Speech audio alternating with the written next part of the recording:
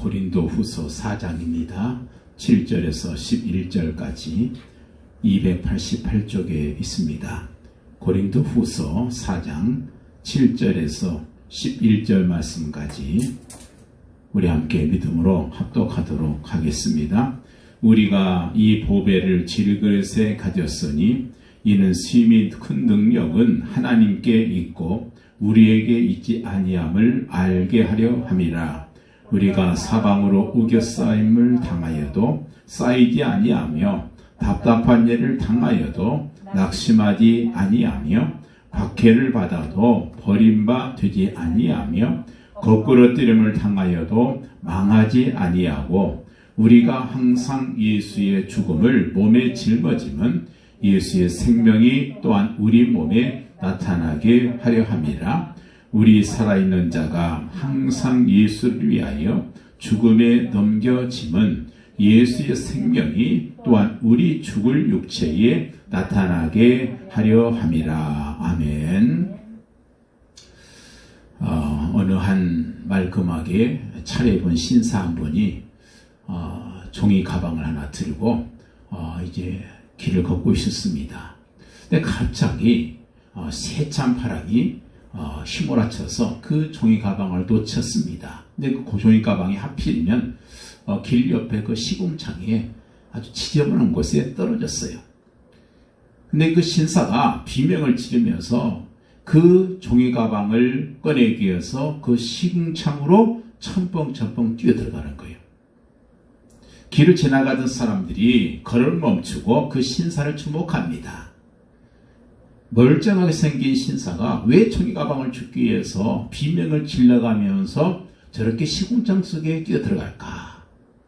그게 굉장히 좀 우스꽝스럽고 이상하잖아요. 아마 이 장면을 그저 구경했던 사람들의 반응은 두 가지일 겁니다. 첫째는 정말 안 됐다. 겉은 멀쩡하게 생긴 신사가 그까지 종이 가방이 뭐라고 그게 대단하다 그것을 건지려고 그렇게 그 지저분한 시궁창 속에 저렇게 들어갈까 그렇게 생각하는 사람이 있을 것이고요.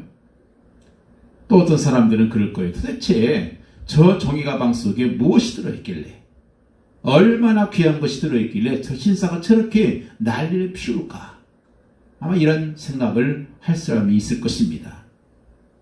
대부분의 많은 사람들은 무엇을 판단하고 그리고 결정할 때 겉으로 드러난 것만 가지고 쉽게 판단해 버립니다.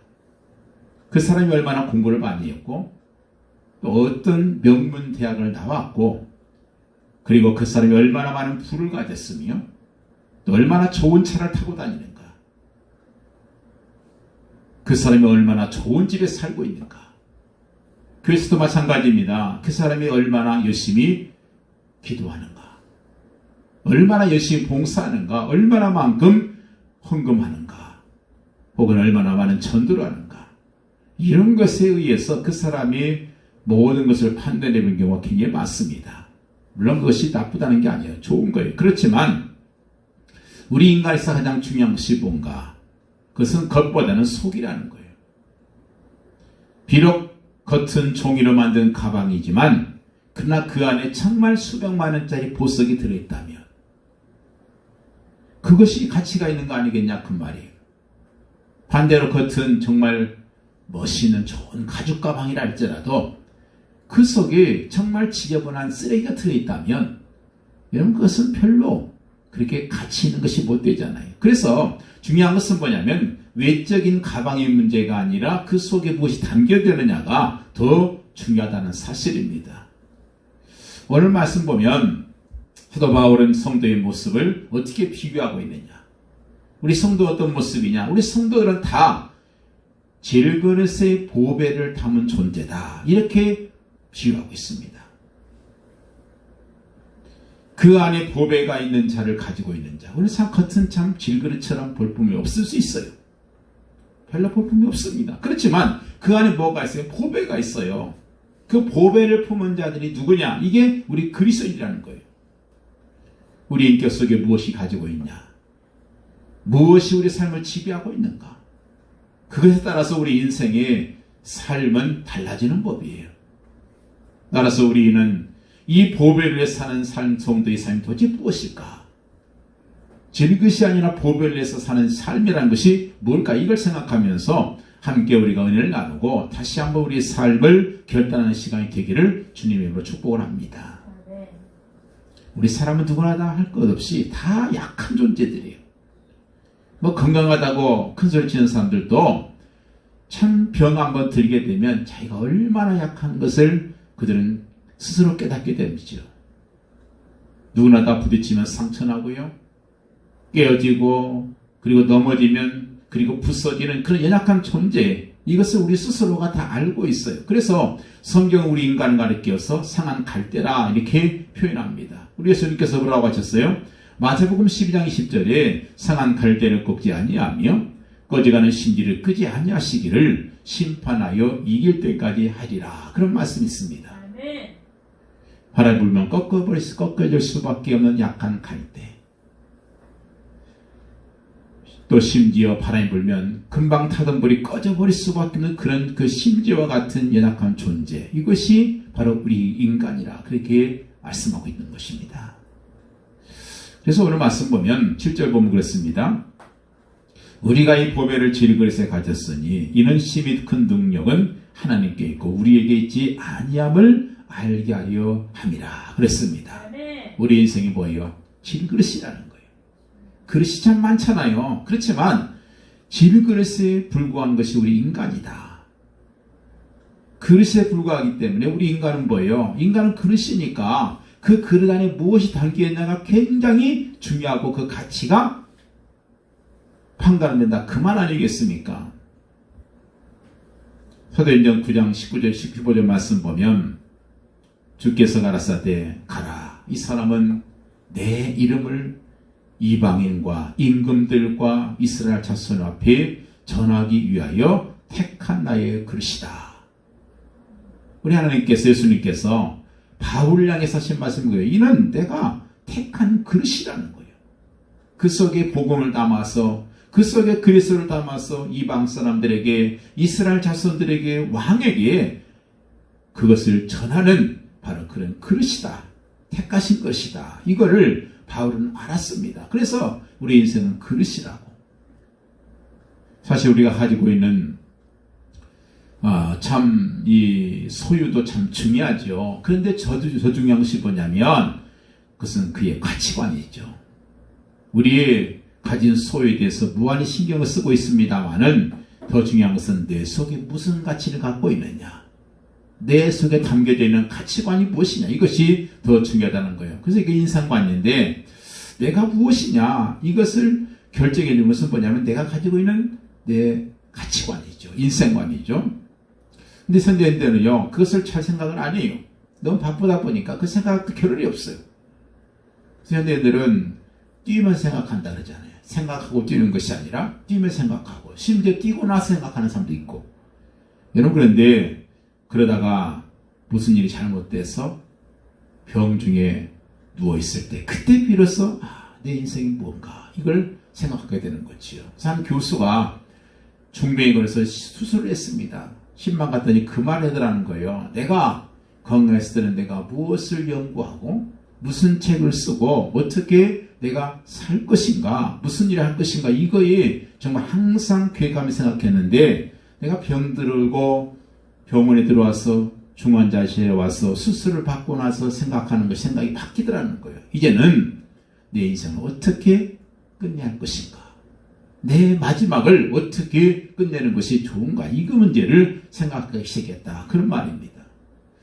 오늘 본 성경에는 우리 인간에 대한 굉장히 중요한 상징적인 내용을 아주 간결하게 말씀하고 있는데 그것이 뭐냐면 질그릇과 보배 이 말씀인 거예요. 굉장히 근데 이 질그릇과 보배는요 굉장히 역설적이에요. 질그릇은 약하고 천한 것이죠. 값어치가 없지요. 하지만 보배는 뭡니까? 귀하고 소중한 것이죠. 그런데 우리 인생을 가리켜서 질그릇이라 그렇게 부르면서 그 질그릇 속에 뭐가 있느냐? 그게 중요하다 그 말씀을 하고 있는 거예요. 성경은 분명히 말씀합니다. 너는 흙이다. 아담한테 그랬잖아요. 너는 흙이니 흙으로 돌아갈 것이다. 우리 인간이 그렇잖아요. 사실 우리 인간이 모든 세포, 모든 그 요소는 흙 속에서 나왔다 그러잖아요. 그래서 흙에서 나와서 흙에서 나온 것을 먹고 살다가 다시 죽으면 흙으로 돌아가는 것. 이것이 바로 하나님께서 우리에게 주신 말씀이에요. 흙에서 흙을 가지고 인간을 지어서 그리고 흙에서 난 것 가지고 먹고 살아라 그랬잖아요. 그러다가 다시 흙으로 돌아가라. 너는 흙이니 흙이 될지니라. 그렇습니다.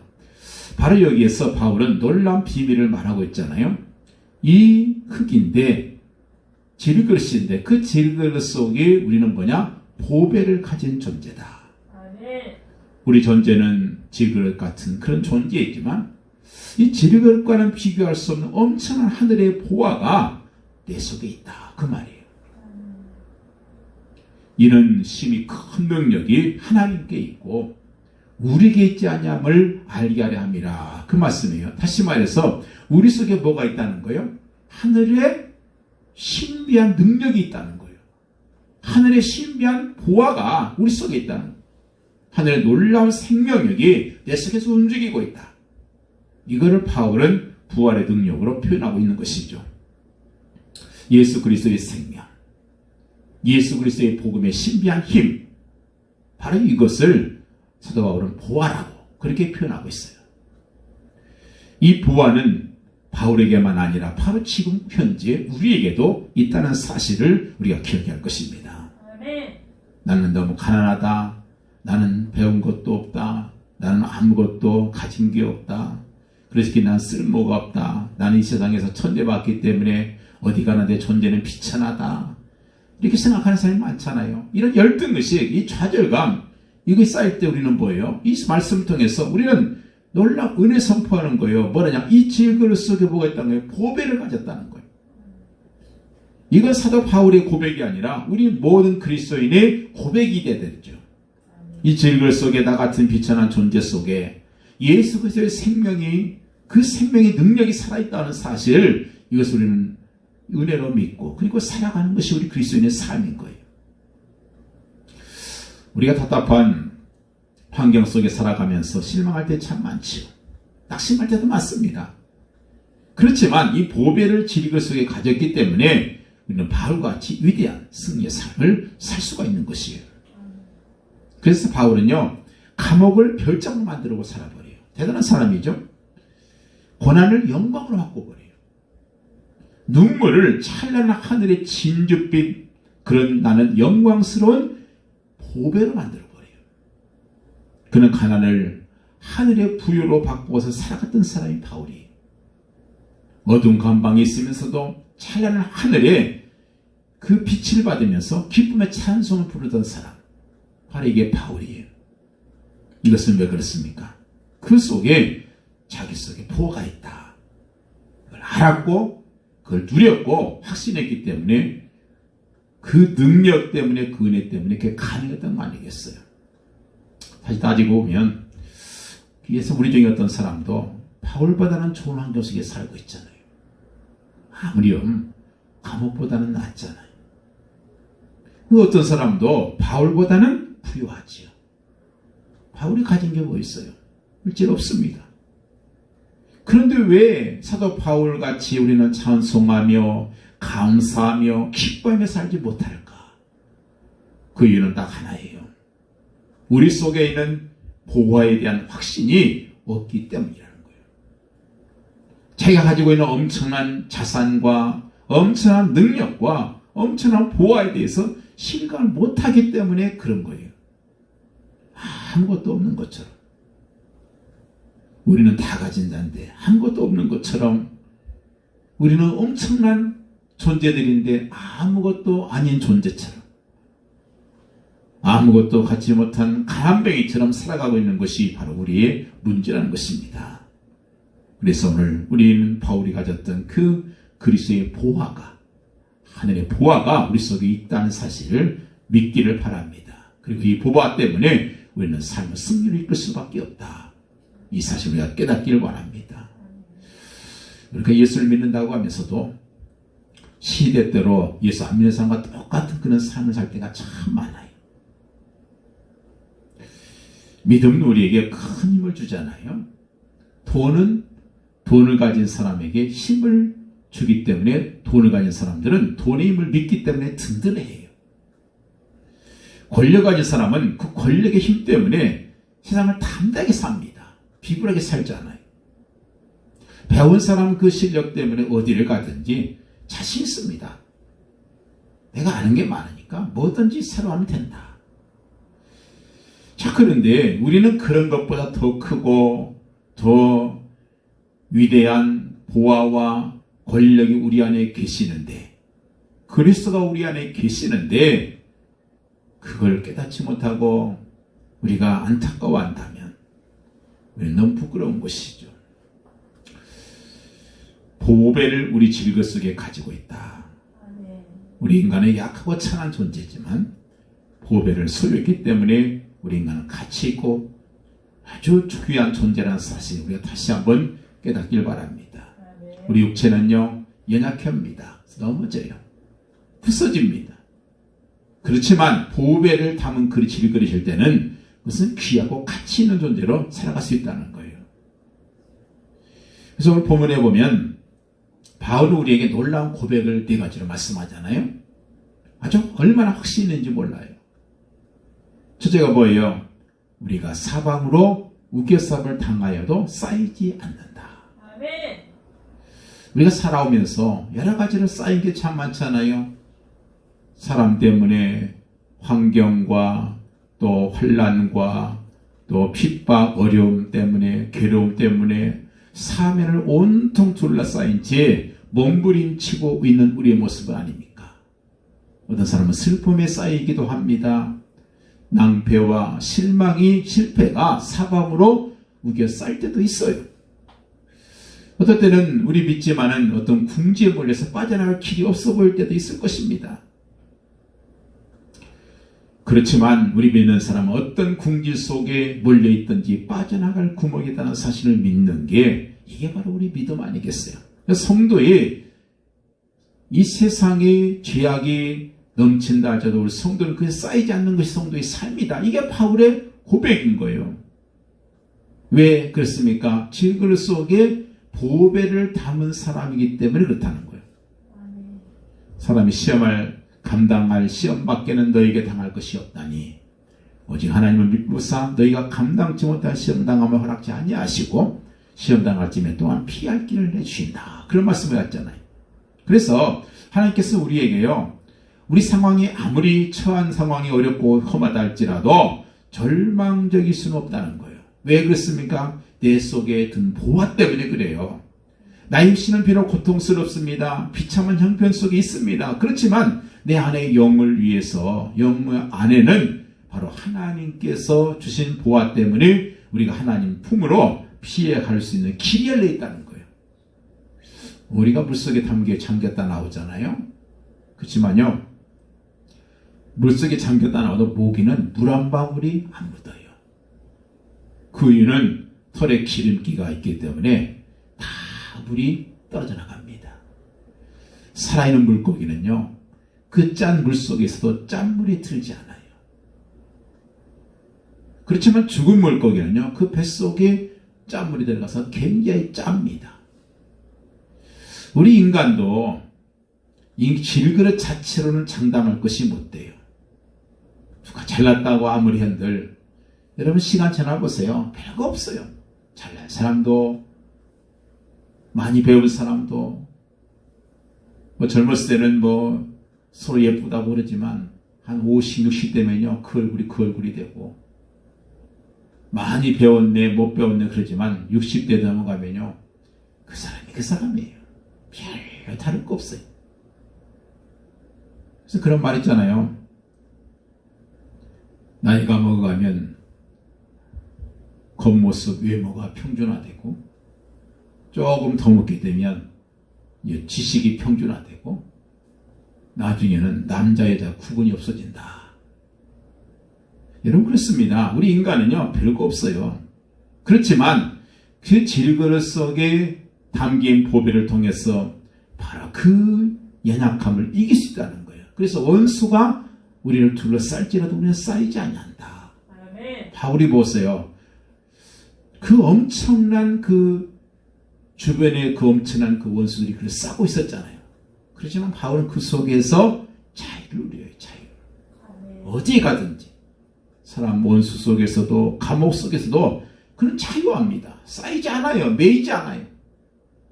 다니엘을 보세요. 바벨론 포로 잡혀갔잖아요. 지혜롭고 영특에서 왕의 총애를 받아서 그가 총리가 됐습니다. 근데 그를 시기하는 방백들이 얼마나 많은지 주변에 온통 다니엘을 죽이려 온 사람들이 많습니다. 그래서 할 수 없이 왕에게 다른 신에게 구하거나 사람에게 구하면 사료속에 넣읍시다. 이 법을 만드는 거예요. 말도 안 되는 법이잖아요. 근데 다니엘 보세요. 온 나라가 원수들로서 자기를 둘러싸고 있는 걸 그는 압니다. 그렇지만 그는 거기에 쌓이질 않아요. 오히려 자기 집에 들어가서 전에 하던 것처럼 그 방에 예루살렘에서 창문을 열고 그리고 거기에서 전에 한 것처럼 세 번씩 무릎 꿇고 하나님께 기도하면서 하나님께 감사했더라. 그랬어요. 감사했더라. 다니엘은 원수들의 우겨쌈을 당했지만 쌓이질 않았어요. 실망과 분노가 나의 삶을 둘러싸고 내 자신을 우울증의 포로로 만들 수 있을 겁니다. 과거로 인한 우울증 때문에 거기에 사로잡히는 우리 인생은 너무 불쌍한 사람이 되고 말아요. 그러나 그때 내 안에 계신 그리스도를 생각하고 그분이 내게 베푸신 은혜를 헤아려 보면 그러면 거기에서 자유함이 생기는 거예요. 로마서 8장 28절 잘한 말씀 있잖아요. 하나님을 사랑하는 자, 하나님을 사랑하는 저와 여러분, 그리고 그의 뜻대로 하나님의 뜻대로 부르심을 입은 저 여러분들에게는 모든 것이 합력하여 선이 된다. 복이 된다. 다 은혜라는 거예요. 그래서 우리는 좋으신 하나님에 대한 기대를 버리면 안 돼요.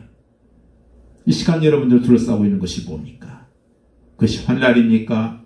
핍박이고 박해입니까?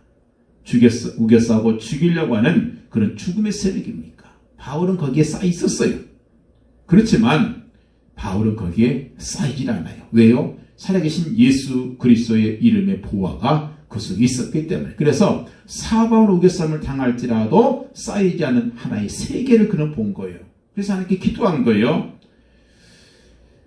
그리스도와 나와의 기도의 관계 아무도 끊을 수 없잖아요. 누가 끊겠습니까? 환난이나 곤고나 핍박이나 적신이나 기근이나 칼이랴 아무 것이라도 그리스도의 사랑에서 우리를 끊을 자가 없다. 참 훌륭하죠. 그 믿음 위에서 바울은 승리의 노래를 부르고 있는 것입니다. 사도 바울이 빌립보 감옥에 들어갔어요. 그는 세사들이 그를 둘러싸고 있는 걸 그는 압니다. 감방의 벽이 그를 둘러싸고 있습니다. 결박이 그를 둘러싸고 있어요. 그런데 거기서 그는 쌓이지 않습니다. 오히려 찬송을 부르잖아요. 사방으로 우겨쌈을 당하여도 나는 쌓이지 않는다. 이 고백 왜 그랬습니까? 그것은 하나님과의 관계 때문에 그런 거예요. 여러분 우리 삶 속에서 어떤 환경이나 어떤 환난이 둘러싸고 있습니까? 하나님이 우리를 우겨싸고 있고 질병과 환난이 우겨싸고 있고 시련이 우겨싸서 도저히 내가 헤아릴 수 없다는 그런 안타까움을 느낄 때가 있을 것입니다. 어떤 환경에 둘러싸인 게 있습니까? 그때 우리는 뭐예요? 환경에서 눈을 들어서 하늘을 봐야 돼요. 모세의 고백처럼 너희는 잠잠히 있어 하나님께서 구원하신 손길을 보라. 구경하고 있으라는 거예요. 하늘을 바라보는 우리에게 하나님께서 우리에게 세상을 승리하고 정복할 수 있는 힘을 주시는 거예요. 이 정복한다는 말이요. 영어로는 오버컴인데요. 오버는 위라는 것이고 컴이라는 것은 온다는 것이잖아요. 그래서 위로부터 오는 것이 정복이라는 거예요. 그래서 위로부터 오는 힘을 가진 사람은 이 세상의 모든 걸 다 정복할 수 있다는 의미를 가지고 있어요. 아멘. 그래서 우리 신앙에는요. 날개를 다는 것과 똑같아요. 날개가 있습니다. 마치 적군이 포위하고 있어요. 자, 몇몇의 특공대가 어디 적진에 들어갔어요. 임무를 합니다. 근데 들겠어요. 사방에서 막 그냥 적군들이 둘러싸고 지금 그 포위 범위를 지금 좁혀오고 있습니다. 그때 어떻게 해요? 방법이 없잖아요. 본부에도 연락을 하죠. 우리 지금 있는 좌표가 여기입니다. 하고 위도와 경도를 딱 찍어주면 순식간에 헬리콥터가 날아와서 밧줄을 내리고 순식간에 끌어올려서 데려가 버리면 주변의 사람들이 보겠어요. 적군들이 그냥 닭 쫓는 개가 되고 마는 거지요. 바로 이거예요. 우리는 둘러싸여 있어도 절대로 우리는 쌓이지 않는다. 아무리 아무도 정말 손댈 수 없는 그런 그 힘이 위로부터 우리를 향해서 다가올 때 그 어떤 사람도 세상에 그 무엇도 우리를 이길 수 없습니다. 그래서 우리 신앙에는 뭐예요? 날개를 단 그런 사람들이 신앙이다. 두 번째는 뭐냐? 답답한 일을 당하여도 낙심하지 않는다. 되게 낙심은요, 내 뜻대로 안 될 때 그러지, 그죠? 낙심하죠? 내가 계획을 세웠어요. 근데 안 돼요. 그럼 낙심합니다. 우리 인생이 가는 길이 예수 믿는다고 꼭 순풍에 돛담배처럼 우리가 평탄한 것만 아니죠. 때에는 어려움도 있고, 앞을 가로막을 때도 많습니다. 너무 암담할 때, 그럴 때 사람들은, 부정적인 상관의 사람들은 자기를 동정하면서 수원에는 술병이나 죽음의 약병을 들지요. 그렇지만 하나님을 믿는 신앙인은 희망을 잃지 않습니다. 인생을 살아가는 데 있어서 우리 인생의 패배의 함정이 우리를 그 함정 속에 넣는 그런 답답한 환경 속에서도 쉽게 절망하지 않는 게 신앙인 아니겠어요? 그래서 잠언 4장 25절 말씀 보면 무릇 지킬 만한 것보다 더욱 네 마음을 지켜라 그랬어요. 우리 마음을 지키라는 거예요. 우리 속에 하늘의 보호가 있다는 사실을 지키라는 거예요. 왜냐? 생명의 근원이 거기서 나기 때문이라는 거예요. 그렇습니다. 하나님께서는요, 어떤 놀라운 일을 시작할 때는요, 항상 어디서 시작하느냐? 정말 어려운 일부터 시작을 합니다.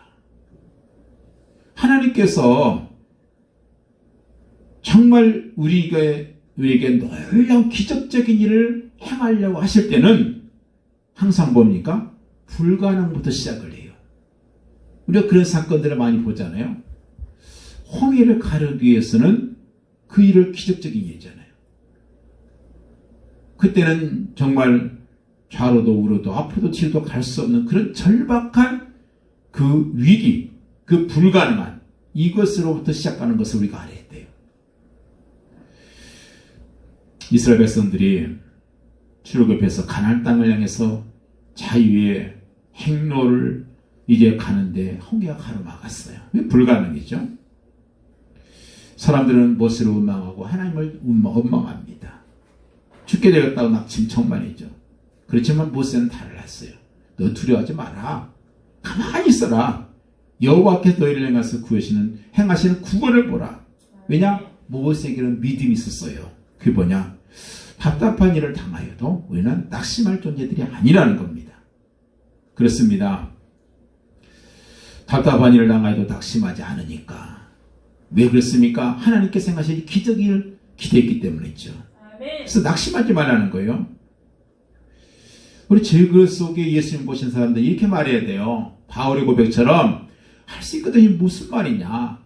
믿는 자들에게는 능치 못한 일이 없다. 이 주님의 말씀, 이걸 우리 기억해야 돼요. 사람 모든 문제를 다 해결할 수 없습니다. 그렇지만 낙심하지 말라는 거예요.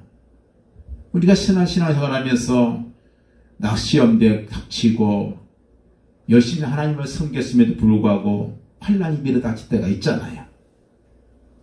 그때가 답답할 때 아니겠어요? 그러나 하나님께서요, 못하시는 게 전능하신 하나님의 전능하신 하나님의 3대 불가능이 있어요. 그게 뭐냐면 첫째는 하나님은 인간을 절대 미워할 수가 없으시다.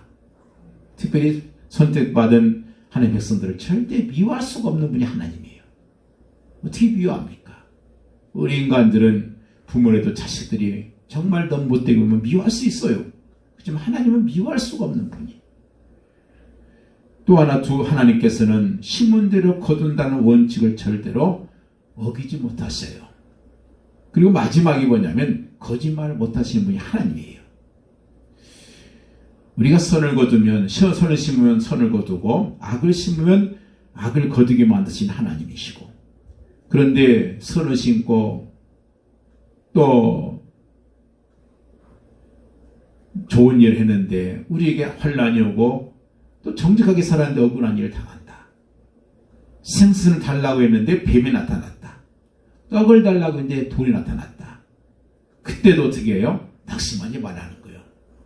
왜냐? 때가 되면, 하나님의 시간표가 되면 반드시 좋은 것을 거둘 때가 있다는 사실이에요. 그리고 더 좋은 그것을 주신다는 거예요. 단 조건이 있어요. 우리의 자화와 우리 교만과 우리 고집과 내 하집이 깨어진 뒤에 그때 하나님께서 우리에게 주십니다. 그걸 깨뜨리시려고 그런 환난을 주신다는 거예요. 그래서 어떤 분이 이런 기도를 했잖아요. 하나님, 내게 고칠 수 있는 것은 받아들일 수 있는 능력을 주시고, 내가 고칠 수 없는 것은, 고칠 수 있는 것은 고칠 수 있는 힘을 주시고, 고칠 수 없는 것은 받아들일 수 있는 능력을 달라. 그리고 더 중요한 것은 고칠 수 없는 것과 고칠 수 있는 것을 분별할 수 있는 지혜를 달라고 이렇게 기도했다는 거잖아요. 생각해보면 우리 고칠 수 없는 거 참 많잖아요. 그잖아요. 날씨가 나쁩니까? 그거 내가 고칠 수 있어요? 안 되잖아요. 우리의 생김새, 그거에 대해서 우리가 고칠 수 없잖아요. 그걸 받아들여야죠. 어떤 분이 결혼식 가는데 비가 오니까 야, 내 인생 가는 길에 웬 구준비냐, 이렇게 부정적인 생각하는 사람도 있어요. 그렇지만 반대로 생각하는 사람도 있습니다. 야, 나에게 오늘 은혜의 담비를 여시는구나. 내 인생에 있어서 항상 이런 하나님 축복의 담비가 오길 기도합니다. 이런 사람이 있을 거예요. 햇빛이 뜨면 야, 햇빛이 더 좋다. 바람이 불면 바람이 있어 너무 좋다. 바로 그것이 우리 그리스도인의 자세인 거예요. 그래서 언제나 우리는 살아가면서 믿음 안에서, 신앙 안에서 긍정적인 자세를 가지고 내 생에 고칠 수 없는 것은 받아들이면 되는 것이고, 과거 고칠 수 없잖아요. 근데 과거에 묻게 살면 어떻게 돼요? 그 불쌍한 사람인 거예요. 우리 조상과 우리 부모의 관계 고칠 수 있습니까? 못 고쳐요. 받아들여야 되는 거예요. 자기 생긴 거 받아들여야죠. 나는 왜 이렇게 생겼을까? 그럴 필요 없어요. 생각대로 그냥 그런 대로 나름대로 잘생겼다. 참 개스럽게 생겼다. 미루면 되는 거 아니겠어요? 왜냐? 세상에 유일무이한 존재잖아요. 인생을 살아가면서 쓸데없이 답답해하는 사람들이 참 많습니다. 받아들이니까 받아들이면 끝나요. 고칠 것이 있으면 고치면 좋죠. 그게 바로 하나님의 은혜 아니겠습니까? 그래서 우리 찬양하는 시편 중에, 시 중에 그 남북전쟁 때 한 이름 없는 병사가 쓴 시가 있잖아요. 무엇이나 얻을 수 있는 힘을 달라고 하니까 기도했는데 내게는 약한 몸으로 태어나 겸손히 복종하는 것을 배웠노라. 부자가 되어서 행복하기를 원했지만 나는 가난한 자가 되어서 오히려 믿음으로 부유하게 되었노라.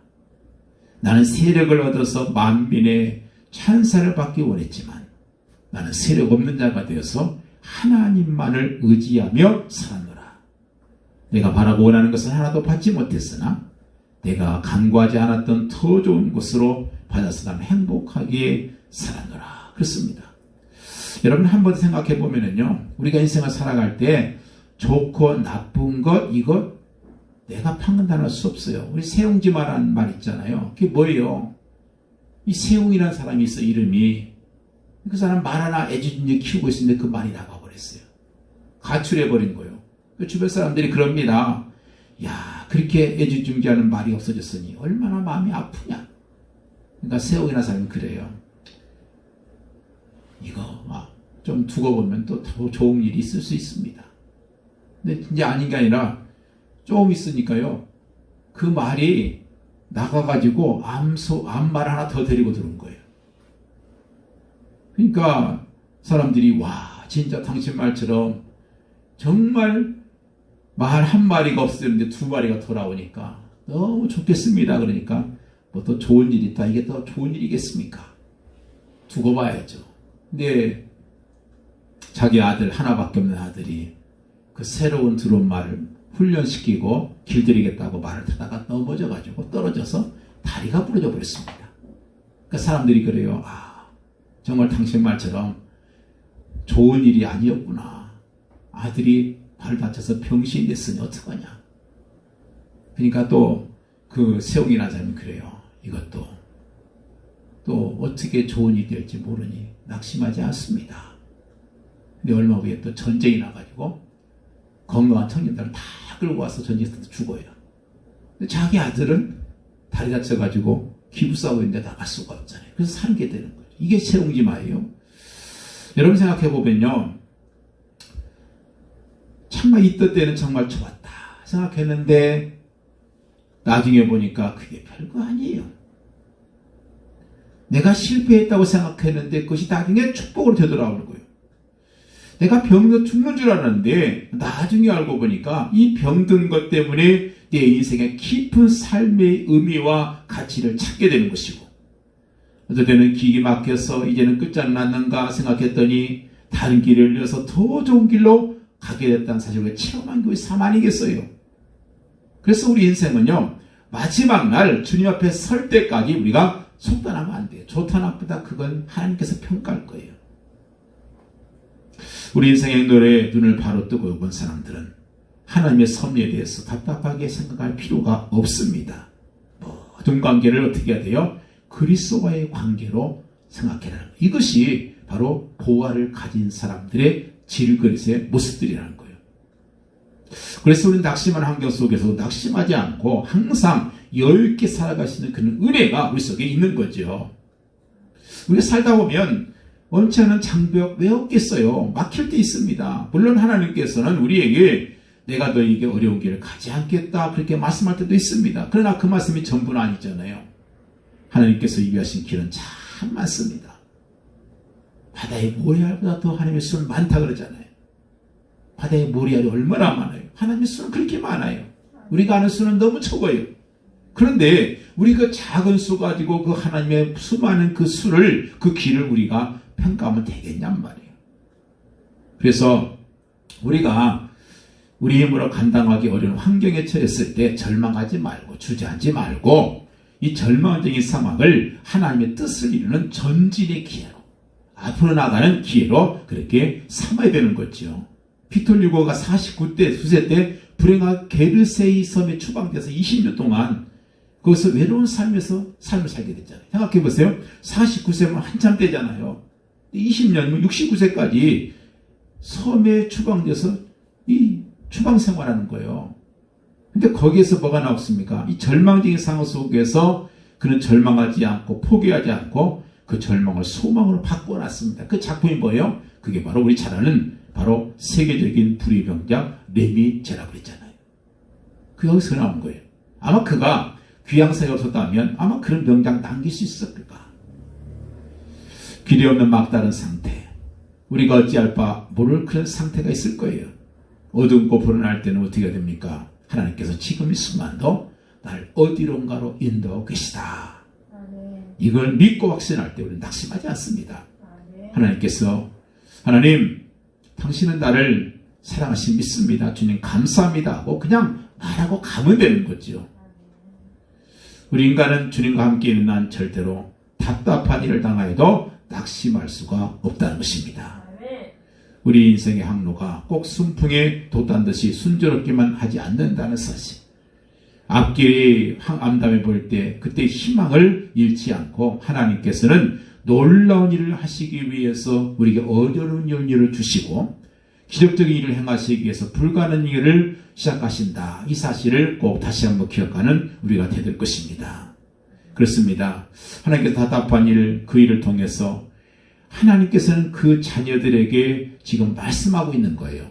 평상시에는 다 우리 하나님과 우리 시선이 어디로 갑니까? 하나님보다는 다 세상으로 향해요. 이 인간이에요. 믿는 사람도 마찬가지예요.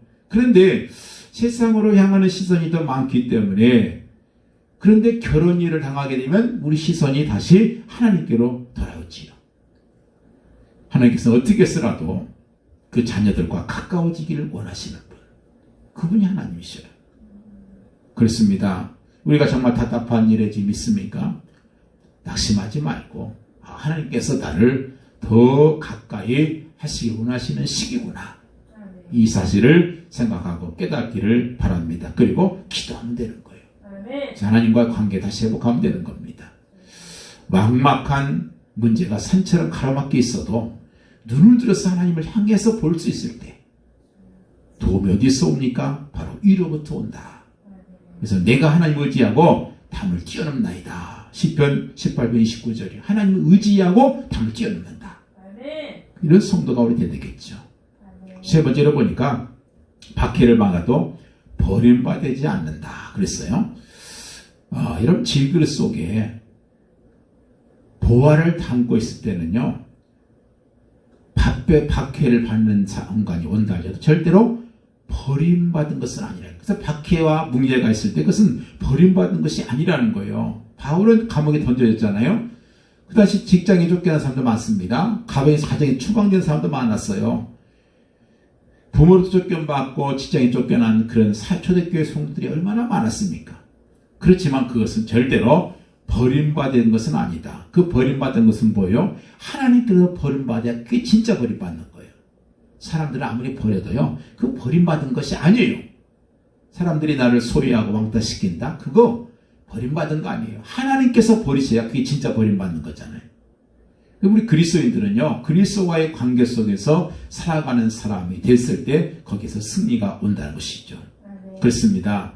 그래서 주님께서 말씀하잖아요. 의를 핍박을 받는 자는 복이 있다. 천국이 저희 것입니다. 나를 위해서 너희를 욕하고 핍박받고 거짓으로 너희를 거스려 모든 악한 말을 할 때는 너희에게 복이 있다. 기뻐하고 즐거워해라. 하늘에서 너희 상이 큽니다. 그랬잖아요. 그렇습니다. 우리는 어려운 일 당한다 해서 그 사람이 하나님께서 나를 버리신 것은 아니라는 사실을 우리가 꼭 기억해야 될 것입니다. 시편 기자는 말씀하잖아요. 27편 10절에 내 부모는 나를 버렸지만 여호와는 나를 버려 영접하실 것입니다. 이 고백을 했어요. 부모라 할지라도 버릴 수가 있겠지만 여호와는 나를 영접하신다는 거예요. 그리고 마지막으로 거꾸리됨을 당해도 망하지 않는 것이 우리 그리스도인이라. 왜? 보화가 있기 때문에. 그렇습니다. 거꾸리됨을 당한단 말이 무슨 말이에요? 막 그를 두들겨 패고 핍박하고 넘어지게 하고 또 내는 질병 때문에 환경 때문에 가난 때문에 우리가 어려움을 당한다 할지라도 우리는 뭐예요? 절대로 망한 것은 아니라는 거예요. 우리가 병으로 쓰러졌다고 해서 망한 거 아니에요? 사업이 망했다고 해서 망한 거 아니에요? 그 망한다는 말을 우리 그리스도는 함부로 쓰면 안 돼요. 언제가 망할 때입니까? 그리스도로부터 버림받는 순간이 그게 망하는 순간이에요. 그 외에는 절대로 망하는 순간이 아니라는 거예요. 사업에 망했다고 해서 여러분 그것이 망한 건 아니란 말이에요. 혹시라도 우리가 넘어졌다 할지라도 그것은 절대 망한 것이 아니라는 거예요. 우리 믿는 자의 특색은 뭔지 아십니까? 실패하지 않는 게 신자의 특징이 아니고 7.8기로 실패해도 극복하는 거. 이게 신자의 특징이죠. 이게 성경이 말씀하고 있잖아요. 그래서 브라운이란 말 이런 말 했어요. 용기 있는 사람은 등을 돌리지 않고 언제나 가슴을 펴고 전진하는 사람은 구름이 거칠 것을 의심하지 않고 정의가 공경에 처해도 악의 승리는 꿈에 생각하지 않고 넘어지면 일어서고 패하여도 다시 잘 싸우고 깨어나기 위해서 잠든다. 참 멋있는 말이잖아요. 온 세상이 날 넘어뜨린다 할지라도 세상을 창조하신 분이 나와 함께 하시기에 우리는 망하지 않습니다. 그렇습니다. 로버트 슐러 분이 이런 말 했어요. 망했다고 생각할 때가 더 매달려라. 내가 망했다고 생각했을 때 더 매달려라. 세월이 지나고 나면 그때 그들의 그 암담했던 시절을 그들은 되돌아보면서 이렇게 말할 것이다. 처칠이 전쟁 때를 회고하면서 말했던 것처럼 그때가 우리에게 가장 좋은 시절이었다. 처칠이 전쟁 때 너무 힘들었잖아요. 그런데 지나고 보니까 그때가 가장 좋은 시절이었더라. 누구나 다 마찬가지라는 거예요. 정말 망했다고 생각했을 때 나중에 지나고 보니까 그때가 가장 좋은 때였다는 거예요. 바울은 빌립보서 4장 10절에 내가 어떤 형편에 처하든지 내가 자족하기를 배웠노라. 내게 능력 주시는 자 안에서 내가 모든 것을 할 수 있느니라. 우리가 망할 수 있는 게 참 많죠. 사업이든 자녀 교육이건 또 여러 가지 많은 것에 실패가 있을 수 있습니다. 그렇지만 실패했다고 해서 절대로 망했다는 말은 쓰면 안 돼요.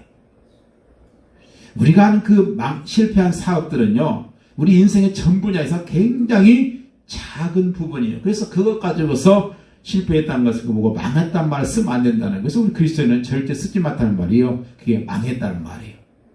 왜냐하면 말씀하잖아요. 거꾸로됨을 당해도 망하지 않는다 그랬잖아요. 우리는 망할 사람이 아니라는 거예요. 스데반과 같이 돌에 맞아 죽어도 그게 망한 게 아니라 하늘나라에서 영광을 얻게 되잖아요. 그건 망한 게 아니잖아요. 그래서 우리 그리스도인들은 절대 망하는 사람이 아니다.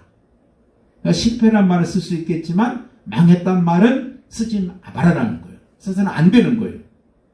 우리는 망하는 사람들이 아닌데 망한단 말 쓰면 되겠습니까? 세상 사람들은 망해요. 망할 수 있는 사람들이에요. 그렇지만 우리는 망할 사람들이 아니에요. 세상은 멸망받으나 우리는 영영 왕성하리라. 그리스도 안에서 왕성하리라 그랬잖아요. 왕성하리라. 그래서 우리 기독교인은요, 거꾸로 띵을 당해도 이것은 녹다운이에요. 우리가 복싱 같은 거 보면 딱 맞고 떨어지잖아요. 넘어지잖아요. 근데 녹다운은 될지언정 녹아웃, 그래서 이 KO라고 하잖아요. 완전히 이제 끝나는 거잖아요. 그래서 녹다운, 다운은 될 수 있지만 KO는 되지 않는 존재들이 바로 그게 그리스도인이라는 거예요. 전투에서는 질 수 있어요. 근데 전쟁에서는 승리하시는 거예요. 이게 하나님께서 우리 그리스도를 향해서 하신 사역인 거예요. 거기서는 질 수 있어요. 뭐 처칠이 독일하고 싸우면서 뭐 맨날 이겼습니까? 졌어요. 질 때도 많았어요. 그렇지만 결국은 누가 있어요? 결국은 하나님을 정말 믿고 사는 이 처칠이 이겼잖아요. 그래서 전쟁에서는 절대로 망하지 않는다. 전투에서는 질지언정 전쟁은 지지 않는다. 이게 확신, 이게 바로 오늘 말씀이에요. 거꾸로됨을 당해도 우리는 망할 수 없다. 세상에서 성도들이 거꾸로 찌고 죽음을 당한다 할지라도 그것은 뭐예요? 망한 게 아니라는 거예요. 스데반이 돌에 맞아 죽었지만 승리했잖아요. 사도들도 예수님을 믿음했기 때문에 순교당했잖아요. 그렇지만 스데반이 죽고 그리고 사도들이 죽었지만 그가 마지막 한 말은 뭐예요? 보라, 하늘이 열리고 인자가 하나님 우편에 서신 것을 보느니라. 주 예수여 내 영혼을 받으시옵소서. 주여 저들의 이 죄를 저들에게 돌리지 마옵소서. 여러분, 스데반이 승리한 것이지 이게 실패한 거 아니잖아요. 그렇습니다. 하나님께서 바울의 말처럼 만일 이 땅에 있는 우리 장막집이 무너지면 하나님께서 지으신 집, 그 손으로 짓지 않은 지은 것이 아니요 하늘에 있는 영원한 집이 우리에게 있는 줄 우리가 안다. 그래서 우리 그리스도인의 가장 큰 특징은 뭐예요? 넘어지지 않는 것이 아니라 넘어져도 다시 일어나서 망하지 않는 것이다. 우리 그리스도인하고 다 1등하는 거 아니잖아요. 꼴찌할 수도 있습니다. 병들 수 있어요. 사업에 성공하는 것이 아니라 실패할 수 있습니다. 우리 그리스도인도 사람이잖아요. 그래서 환경과 세상의 자연의 법칙을 우리가 초월하며 살 수 있는 것은 아니에요. 그렇지만 우리 그리스도인은 그게 끝이 아니라는 거예요. 세상에 나가는 것은 얼마든지 넘을 수 있는 것과 그렇지만 그것을 넘어설 수 있는 길과 능력이 있다는 것이요. 그래서 우리 그 질그릇은 약하고 천한 것이지만 보배는 소중한 것이다 하는 사실을 우리에게 말씀하고 있는 것입니다. 그렇습니다. 우리가 정말 질그릇처럼 약하죠. 보잘것없습니다. 그렇지만 우리는 분명히 뭡니까? 우리에게는 정말 귀한 것들이 있어요. 하늘의 그 축복이 우리 속에 가득 있는 것을 기억하시고, 올해의 말씀을 통해서 바울이 성공한 삶의 비결은 무엇인가? 자기 환경 속에 좌절하고 낙심한 것이 아니라 오히려 그 속에서 일어나서 다시금 새롭게 시작한, 그리고 결국 마지막에 승리의 계가를 부르는, 비록 질그릇이 잘못 구워지고 깨어지고 금이 가고 땜질을 했다 할지라도 보아만 그 안에 그대로 있으면 된다. 망하는 것도 깨어지는 것도 멸시당하는 것, 그 어떤 것도 질그릇 속에 있는 보아에게는 전혀 지장이 없기 때문에 우리 질그릇은 중요하지 않다. 그래서 우리는 언제나 그 보아 때문에 우리는 든든한 존재라는 사실을 꼭 기억하시길 예수 이름으로 간절히 축원을 드립니다. 기도하겠습니다. 할렐루야. 아버지 감사합니다. 우리는 마치 정말 이 겉모습만 보고 우리가 판단하고 그리고 좌절하고 낙심할 때가 참 많습니다. 그렇지만 우리 주변의 환경이 중요한 것이 아니고 내 속에 계신 하늘의 보화, 하늘의 축복, 하늘의 영광, 예수 그리스도, 복음, 진리, 이것이 우리 속에 있기에 우리는 절대로 망할 수 없다는 사실, 망할 수 없는 존재라는 사실을 항상 잊지 않고 하나님의 그 섭리를 바라보면서 나가는 우리 모든 성도되도록 축복하옵소서.